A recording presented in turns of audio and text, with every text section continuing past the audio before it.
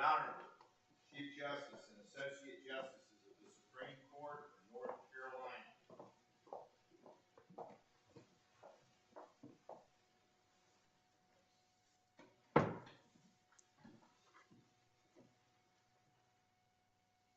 Yes, oh yes, oh yes. The Supreme Court of North Carolina has resumed sitting for the dispatch of business. God save the state and its honorable court.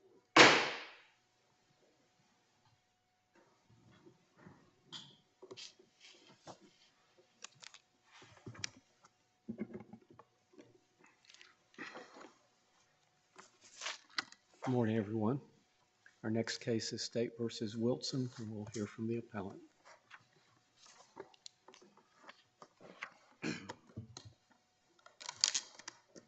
Thank you. Good morning, Mr. Chief Justice, and may it please the court. With the court's permission, I'd like to reserve 5 minutes for rebuttal. This court's long-standing jurisprudence provides that Batson's first step becomes moot, where a prosecutor offers racially neutral reasons for a strike at Batson's step 2, and the trial court ultimately rules on whether purposeful discrimination occurred at step 3. That is not what happened in this case. Here, after asking the prosecutor for his reasons, the trial court intentionally directed the proceedings back to step 1 and held that no prima facie case for discrimination had been made. The Court of Appeals misread and misapplied this court's Batson jurisprudence, and this court should therefore reverse.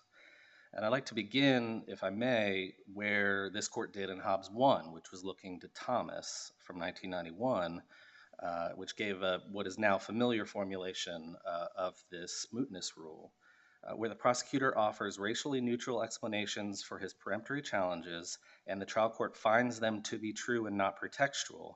The issue of prima facie is moot.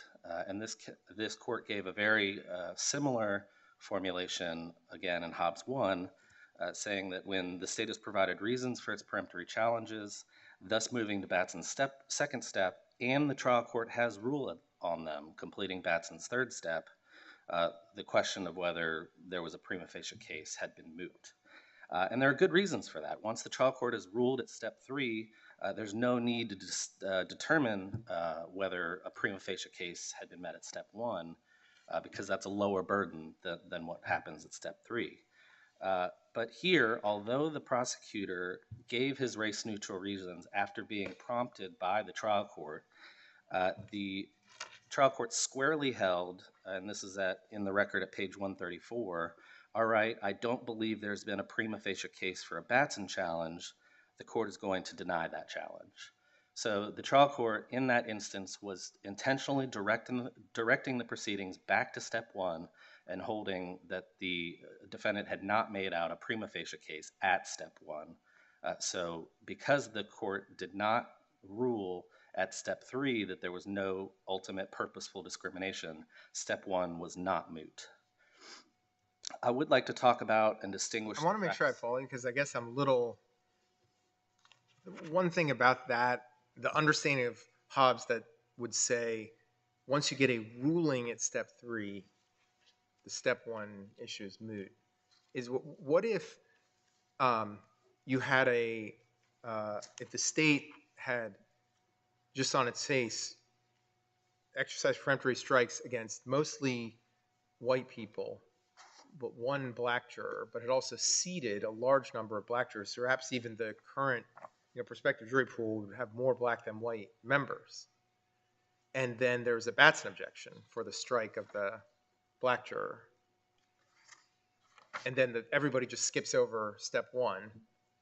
And at step 2, the prosecutor concedes, I just realized it was because of the juror's race, leading the court at step 3 to say this is unconstitutional. It's a Batson violation. It would have mattered the step 1 ruling, right? Because at step 1, there's probably no prima facie case there.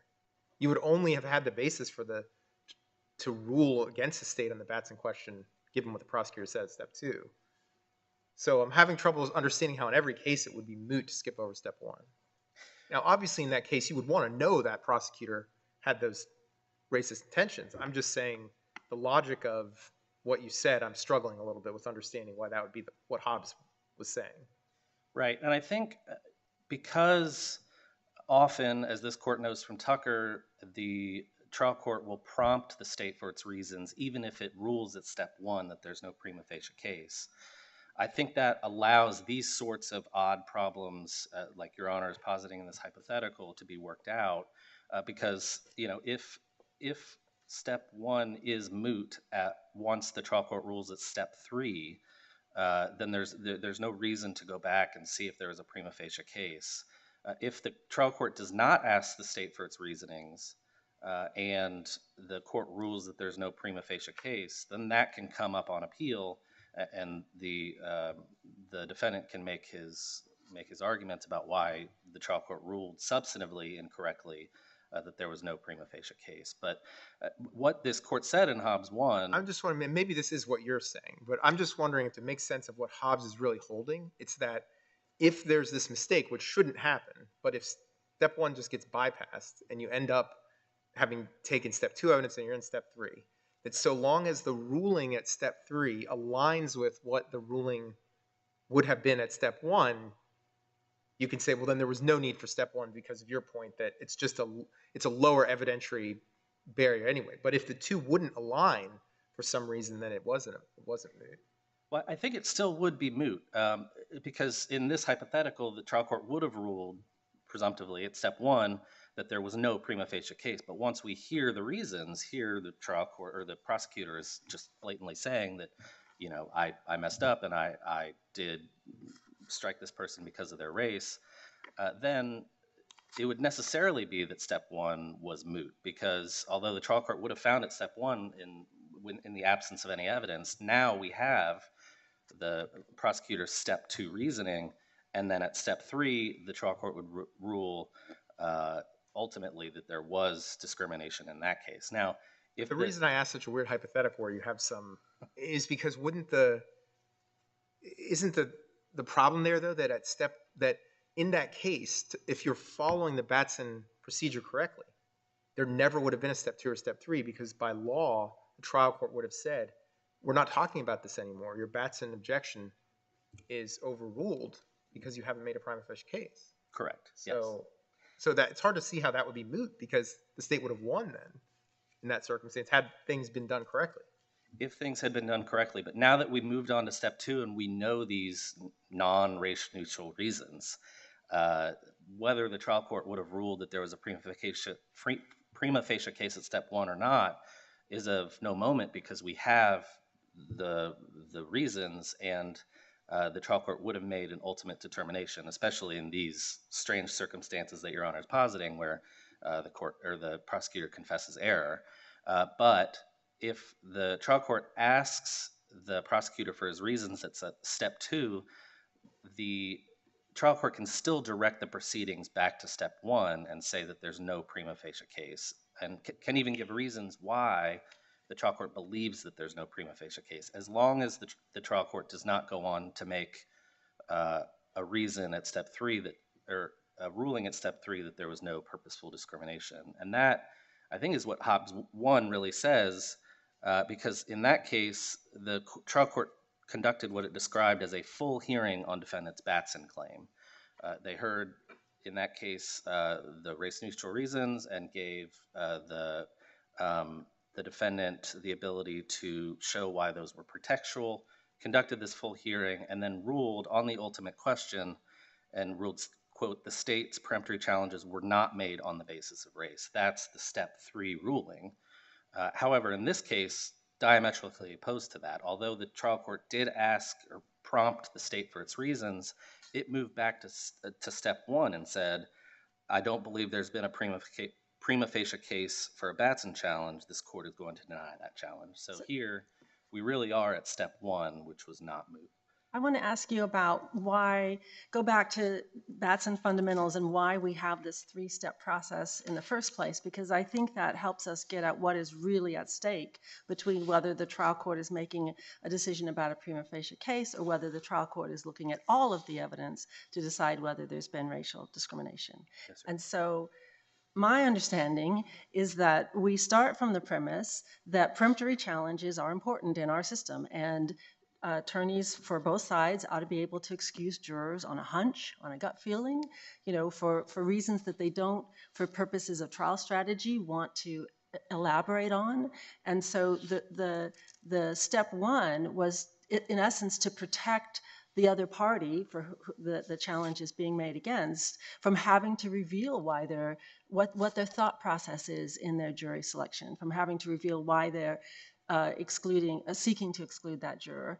And once and it seems to me the state could have, if a judge says, well, tell us your reasons, the state, and I think I've seen this in some records, the state could say, respectfully, Your Honor, I don't want to do that until you say there's a case that I must answer to, because they want to keep confidential their reasons for keeping or excluding a juror. So it seems to me, in essence, you could say if the state gives those reasons, they've waived their right to keep it secret why they're excluding jurors, in a sense, right?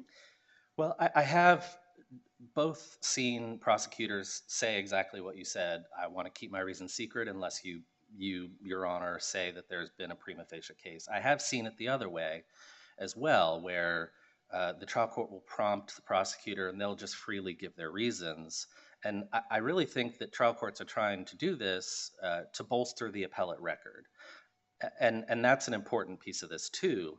However, this court said in Tucker, just because the trial court wants to bolster the appellate record and have everything in the record just in case, that does not sweep away the trial court's clear determination that no prima facie case had occurred. So, but isn't there a real difference between what the trial court is supposed to consider at the initial stage and what they are supposed to consider at the third the full hearing? And perhaps crucially, as illustrated in this case, it seems to me you can only do the comparative juror analysis, right? You can only compare whether certain white jurors had the same characteristics that the prosecutor is now saying were uppermost in his mind for excluding a black juror. You can only do that once you've heard the prosecutor put on the record what his reasons are, right?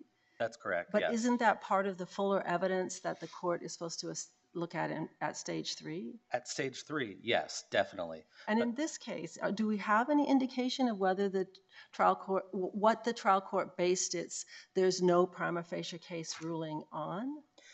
We don't have a lot. We do have a couple pieces in the record. I will note that that's often the case when the trial court rules at step 1. There's not a lot of reasoning given behind the trial court's ruling. But in this case, the trial court did explain some of its reasoning. It did say, and this is on page 134, it ruled that there was no, and I'm sorry, I'm looking at the wrong thing here. They did notice the demeanor of one of the jurors and thought that he or she, I can't remember if it was a man or a woman, was not paying attention, and that was something that the prosecutor mentioned in step 2. But the trial court did direct its inquiry back to step 1 and said that there was no prima facie case, and that, under Hobbs, that is the ruling that we have to review. But if the trial court is really only making and part of the reason why you have less evidence you have to consider at the first step is because it's not as high a burden. So you look at things like what is the race of the defendant, what are the race of the victim, what are the race of the witnesses, how many people of color were in the jury pool, or if it was women that was excluded, how many women in the jury pool, how many people are seated on the jury. Like you look at, the trial court is supposed to look at these factors that don't require you to know anything about the prosecutor's reasons.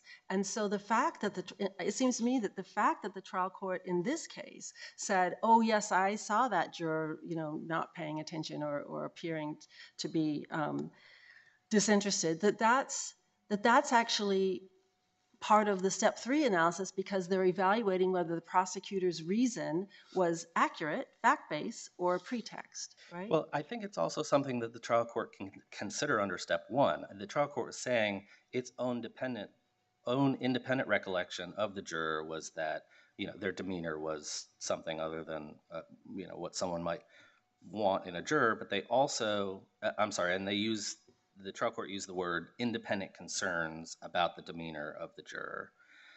And the state the trial court ruled, did not target race during its questioning. So that's also something that can be reviewed and viewed by the trial court at step one, because there's a huge difference between saying that there is or is not a prima facie case and at step three determining the ultimate question of whether discrimination had occurred.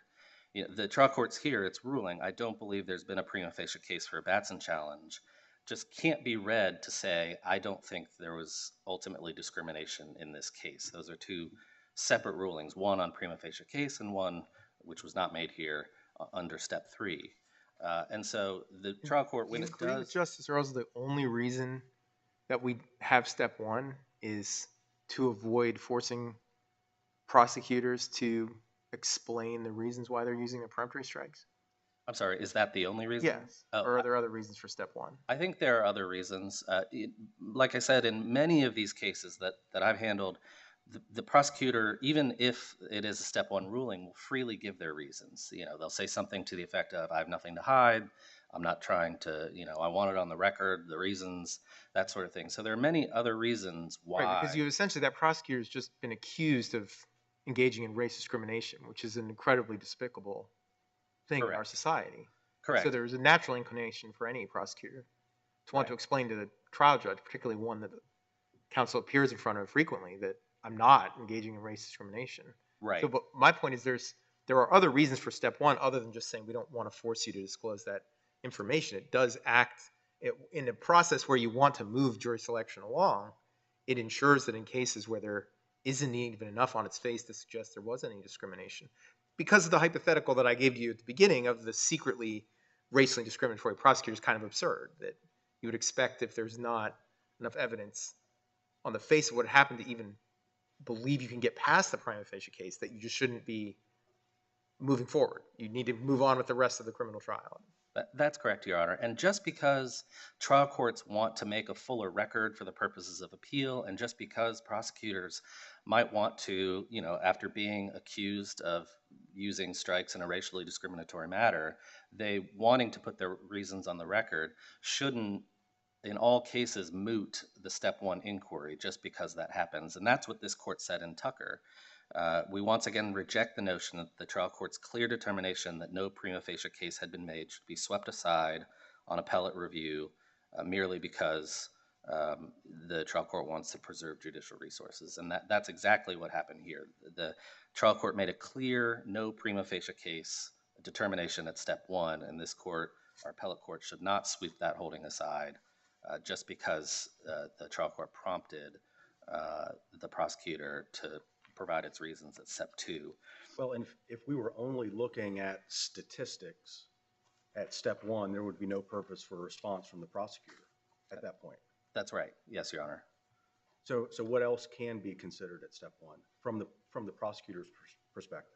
Well, I think that, so the trial court, of course, is in the best position to view these things. They're going to be there during the entirety of the jury selection. It can be how many strikes have been used against African Americans to that point. It can be, you know, the demeanor of jurors, which happened here. It can be the trial court viewing the prosecutor and his questions, and can be his or her interpretation of whether there's over questioning or under questioning. There's a lot of things that the trial court can take into consideration in determining whether there's been a prima facie case. So I guess my question is, a prosecutor is entitled to rebut at step one the allegations and the inference or the prima facie showing at step one. I think as Batson's currently understood, step one is only the defendant raising the Batson objection, giving their reasons, and then the trial court ruling whether there's been a prima facie case. That's my understanding of Batson at this time. And can I just ask you how that's consistent with Hernandez versus New York from the U.S. Supreme Court, where the court just clearly says that once a prosecutor is offered a race-neutral explanation for the peremptory challenges, and the trial court has ruled on the ultimate question of intentional discrimination, the preliminary issue of whether the defendant had made a prima facie showing becomes moot. And I understand you're saying here the trial court made clear, I'm not ruling on the ultimate decision. but he took into account information and evidence, in essence, information about what the prosecutor said about the juror that he was excluding as part of the reason for why he was denying that there had been racial discriminations. So didn't, in essence, the trial court make a final determination here? No, Your Honor. And to be candid, I do have that case in here, and I have "and the trial court ruled on the ultimate question" in Right. bold. That's not what the trial court did here. The trial court directed the proceedings back to step one. Now, although the trial court did mention something that the prosecutor said during step two, he said, quote, I had my own independent concerns about the demeanor of that juror. So it's really still the trial court making that step one determination, prima facie case. There are a lot of things that the prosecutor might say at step two that the trial court has already considered at step one. So this would really be collapsing the inquiry. If we go to step two, then step one is always moot, and that's not what this court has said. So why would a trial court ever need to get to step three? Is there, so it doesn't matter how much information and evidence is put forward by the prosecutor once the Batson challenge is raised, the trial court can always just say, okay, I'm just going to go back and say there was no prima facie case. Well, I think normally at step two, there's not evidence presented. It's just a simple recitation of the reasons. Now, if those reasons, like in Justice Steed's hypothetical, are obviously discriminatory, I think that would be a rare case where this court might say, you aren't able to return this to step one. But I thought there was also, and maybe I'm misreading the transcript, but I thought there was also some discussion of comparative jurors, that other jurors were similarly situated, white jurors were similarly situated and not excused. So that was, and again, if I'm remembering the transcript correctly, that was what the defense counsel said after the prosecutor gave his reasons. Right, so and now this is, a freewheeling discussion. Often trial courts will give every person, every side, an opportunity to speak almost as much as they want. And so, that could be saying, well, that's the defense counsel and the trial court moving on to whether this was pretextual or not. Mm-hmm. But really, it's a freewheeling discussion, and the real question is whether the trial court rules at step three or directs the inquiry back to step one. And here the trial court did go back to step one. I wanted to ask you about a different passage in Hernandez v. New York. I'll just read it to you really quickly. The prosecutor defended his use of peremptory strikes without any prompting or inquiry from the trial court. As a result, the trial court had no occasion to rule that petitioner had or had not made a prima facie showing of intentional discrimination. Doesn't that seem to indicate that once the prosecutor gives the reasons that you've moved past the prima facie stage?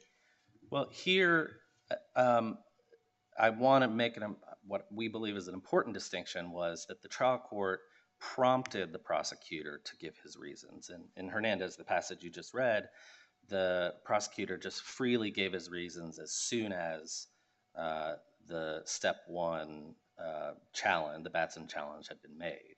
But certainly the trial court could have stopped the prosecutor because there were pretty extensive reasons that were given. It's possible.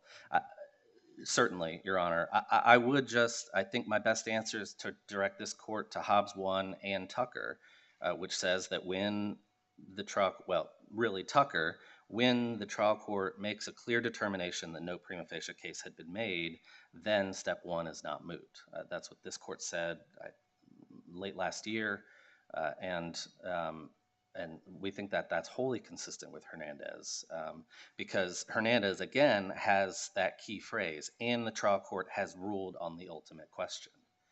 Here... well, I'm focusing on, it's the same paragraph, but a little higher in the paragraph where in the passage I just read, it seems to indicate that once those reasons are out there, the trial court didn't have the opportunity to make a prima facie ruling. Right. But you would say I need to look at that based on that final sentence. Yeah, and include that in the analysis. We think it's certainly appropriate. And what this court said in Tucker, if the trial court directs the proceedings back to step one, we should not sweep aside a clear determination that no prima facie case had occurred simply because the trial court wants to conserve judicial resources. I did want to highlight. And before you go on, I want to follow up on Justice Allen's point. The Court of Appeals dissent made a strong argument, if I'm remembering correctly, regarding who controls the proceeding, whether it's the court or would it be the advocate, the prosecutor. Is that another way of saying what you're saying about the court redirecting itself back to step one? Am I understanding that properly? I believe so, yes, Your Honor, that the trial court certainly controls the proceedings. If the trial court here had said, all right, I believe we've conducted a full Batson hearing, I'm going to rule at step three that no discrimination had occurred, our argument would fall apart. We would concede that step one was moot. But here, the trial court controlled the proceedings and moved the inquiry back to step one. I did want to hit on one thing that the Court of Appeals majority said, which was that the fact that the trial court issued its ruling after hearing the state's race-neutral reasons made the ruling in substance a ruling on the third step of Batson. And that's just plainly inconsistent with this court's case law in Hobbs 1 and in Tucker. The Court of Appeals reasoning conflates the trial court hearing a state's race-neutral reasons with the trial court ruling on whether there was ultimate discrimination at step three.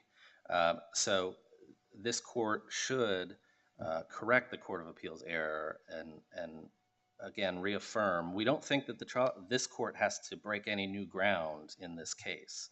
Simply applying Hobbs 1 and Tucker, this court should hold that step one was not moot in this case. Unless there are any further questions, I'd like to reserve the balance of my time. Thank you, counsel. Thank you. We'll hear from the appellee.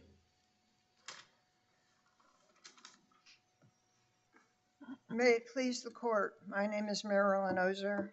I'm here this morning representing the defendant appellee, Mario Wilson, out of Cleveland County. What's before the court this morning is simply procedural, and what we're asking is that this court remand the case back to Cleveland County for the Batson hearing. This court has asked many questions about specifics of when it should go back and when it shouldn't.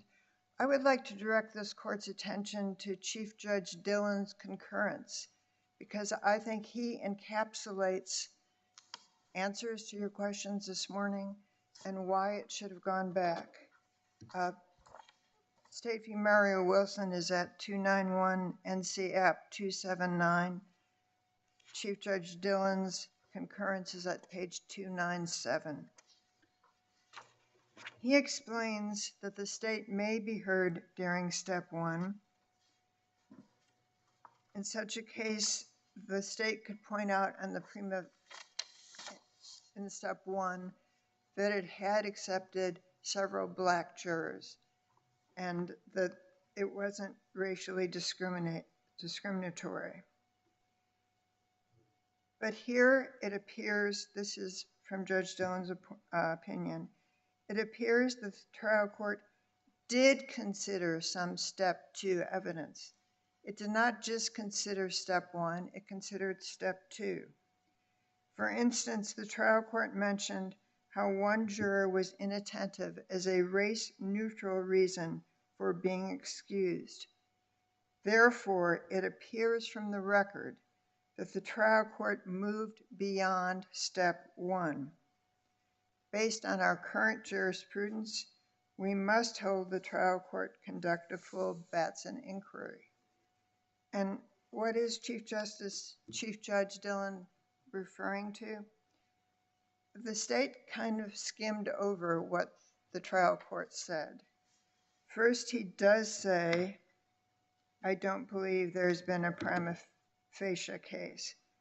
But then the court goes on and he says, this is page 134 of the transcript, for the record, and What can for the record mean other than I want this to be on the record? The juror in question is a black female. Juror number 6 was left on the jury, and he is a black African male. The state has not targeted race as a component of its questioning. And this is what Chief Judge Dillon referred to. The court did note the demeanor of juror number 10 during questioning and certainly was concerned about her. So what this... Can I ask a question about that, though? That, Sure. as I understand Tucker, there's a difference between something that is in the prosecutor's mind as the reason for using the strike, that the prosecutor would have to tell the court in order for that to be understood as the reason, versus things that you could, as the court even, you could observe going on during jury selection. For example, a juror that had fallen asleep. Isn't this closer to sort of the Tucker of the juror who's asleep, where it's something the court also observed and could say, well, this would provide a race-neutral reason, and consider that as why you didn't make the prima facie case, because there's such an obvious reason other than race discrimination for why you would use the strike here? That would be accurate, Justice Dietz, if there had only been juror number 6. But most of the defendant's argument concerned juror number 10. He pointed out, and I devote several pages in my brief just so this court can see what the trial court had heard, that a juror, Miss Moore, had been excused because she said that she knew a family member in the front row. And that the state said that was one of its reasons. The defense went on to point out several white jurors who knew the prosecutor, who knew the victim, who knew officers. One white juror even said, yeah, I know a police officer that might be testifying, and I'll believe him because he was my student once. So there were a lot of factors before this trial court, in addition to the one you point out, Justice Dietz, and that was a different juror, the juror that was obstreperous. She basically said, I don't want to be here, I've got better things to do. That was juror number 6. Juror number 10 is a totally different question. It's very specifically comparing this African-American juror to several white jurors, and what U.S. Supreme Court case law and this court's case law say, if there are similarly positioned white and black jurors, the trial court needs to make a comparison. And what Chief Judge Dillon said is when the trial court does refer to one of the jurors, juror number 6, he's got to step 3. He also needs then to consider the totality of the circumstances before him. And the totality in this case was, to a great extent, whether or not the juror that was excused was similar to white jurors who the state accepted. So just to be clear, is your argument that once the state put its reasons out there, the trial court had to move on and couldn't make a prima facie decision? Or is your argument that, well, the court could have made a prima facie determination, but the transcript indicates that it considered things that were extraneous to that determination? In this specific case, and that's the reason I'm here this morning, the trial court did move on. He did offer some step 3 reasons. And because he offered some step 3 reasons, he was, under this court's precedent, obligated to consider the totality of the circumstances, including white and black jurors with similar answers, and how they were treated by the state. Does that answer the question? Well, partially. But let me put it a different way. So suppose the trial court had said, I don't believe there's been a prima facie case for Batson challenge, and then it had not moved on to make the comment about the comments about jurors number 6 and 10, where would we be? What all the case law says from the federal courts, this court, is when the state has offered reasons, either because it was ordered or because it volunteered, and the trial court has made a ruling. And in this case, you've met both of those. The state has offered reasons, and the trial court ruled on those reasons. So that's why it needs to be considered under the totality of the circumstances. The court can't just focus on one of the state's reasons and ignore the others. The state also responded to the defendant's arguments about the differences between the answers of the one black woman and several white jurors. But didn't we in Campbell instruct the trial courts not to consider post facto responses at step 1?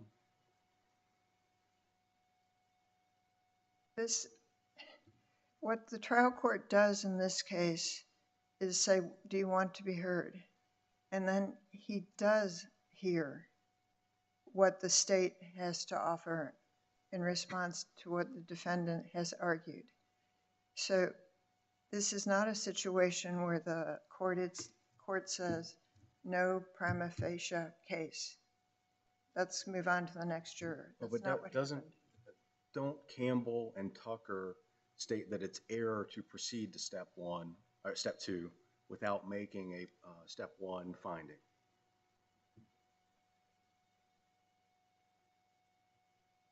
If that were the factual basis of Tucker and Campbell, that's not what occurred in this case. What happens on page 134 is the trial court says, I don't believe there's been a prima facie case for a Batson challenge. The court is going to deny that challenge. But then he continues for the record. And then he discusses one of the reasons that the state has given, reasons. And he says, I agree with the state on that one reason. And that's where the crux of the problem is, as Chief Judge Dillon pointed out. Once he has ruled on one reason, then he has to rule on the other reason. There were 2 jurors that the defendant submitted had been improperly excused. He rules on one of them and not the other one. So he's gone beyond step 1. Whether or not he should have, he did. So how would you distinguish this case from Tucker? I would agree with Justice Earle's dissent in Tucker, that it truncated years of Batson rule. And you can't do that because of Arizona v. Evans. You can give more protection, more constitutional protections to the defendant, but you can't take them away. And as Justice Allen has... I understand you don't maybe would prefer a different ruling in Tucker, but how would you distinguish the majority opinion in Tucker from the facts here? I would distinguish it in that the trial court has gone ahead and made a ruling on one of the jurors in step 3. That's what the trial court did in this case. He ruled on juror number 6, but he did not rule on juror number 10. Maybe the difference is there are 2 jurors in this case, and he makes a ruling on one of them and not on the other one. As Chief Judge Dillon said, you can't do that. Once you've made a step 3 ruling on part of the defendant's argument and part of the state's response, you have to go ahead and consider the totality of the circumstances, as is said in Robinson. The problem with truncating Batson analysis is that it's important for the courts to be as clear as they can be. And when an inference has been made that there's been a prejudicial strike based on race, then it's up to the court to explain fully what its thought process was, why there wasn't racial discrimination. So that's part of the record. And in this case, he only did halfway. He did juror number 6. He did not do juror number 10.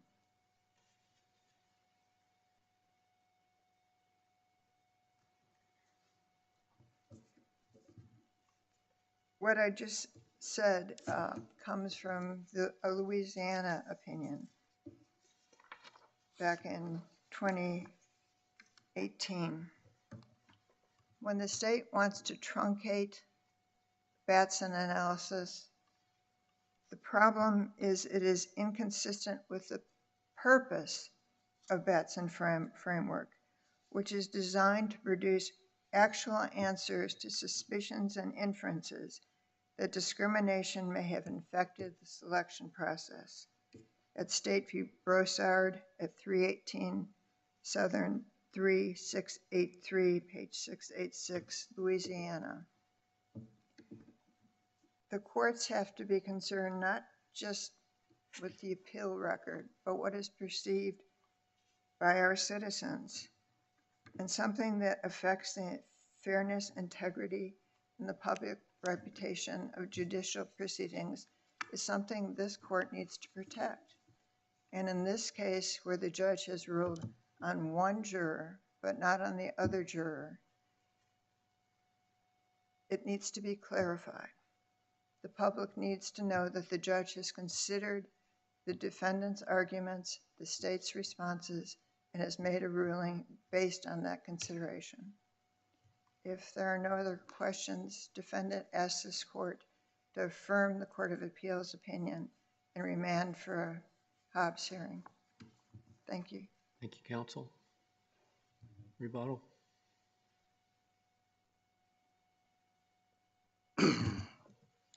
Thank you, Mr. Chief Justice, and may it please the court. Just 2 quick points on rebuttal, if I might.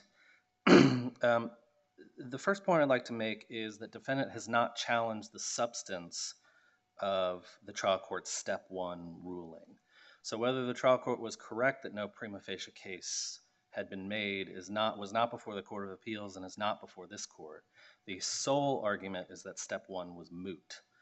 So getting into whether there was a prima facie case or not is not before this court at this time. So I have a question for you. On page 134 of the transcript, after the court says, I don't believe there's been a prima facie case for a Batson challenge, it goes on to say, the state has not targeted race as a component of its questioning. Is that a ruling that goes beyond the prima facie determination? And if not, why not? No, Your Honor.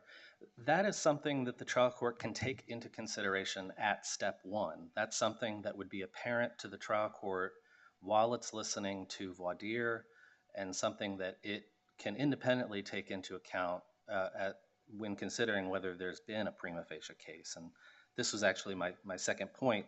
Really, this paragraph that Your Honor is alluding to and quoting from, it really comes down to whether this court believes that that is a step 1 ruling. Of course, what comes before it is the trial court clearly saying that this is a step 1 ruling.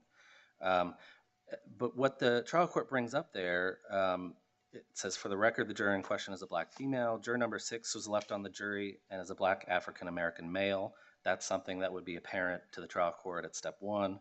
The state has not targeted race as a component of its questioning. Again, that's something that the trial court would be able to observe and take into consideration at step 1, deciding whether there's a prima facie case. So the trial court doesn't have to ignore its own observations at step 1? Certainly not. No, Your Honor. And the last thing it says, the court did note the demeanor of juror number 10 during questioning and certainly was concerned about her. Again, that is the trial court. Although it is also something that the prosecutor said at step 2, the trial court is using its own independent recollection and saying, yes, I had concerns about that juror because of her demeanor. This is all step 1 considerations. And those were my 2 points. Unless there are any further questions, the state would simply ask this court to reverse. Thank you, Thank you. counsel. Thank you both. Mr. Clerk. Rise.